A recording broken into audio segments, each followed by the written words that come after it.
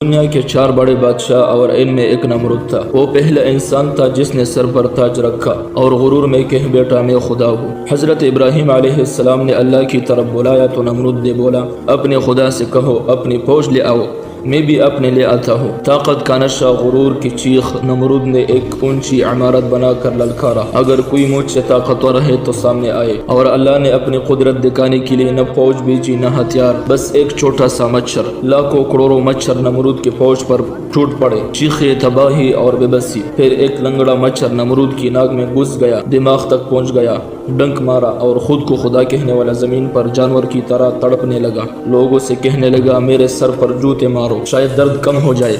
जूते पड़ते रहे, दर्द बढ़ता रहा। आखिरकार नमरूद का गुरूर, उसका ताज, उसका तख्त सब मिट्टी में मिल गया। क्योंकि जब इंसान खुद को खुदा समझने लगे, अल्लाह उससे याद दिलाता है तू मिट्टी है और मिट्टी ही बनेगा।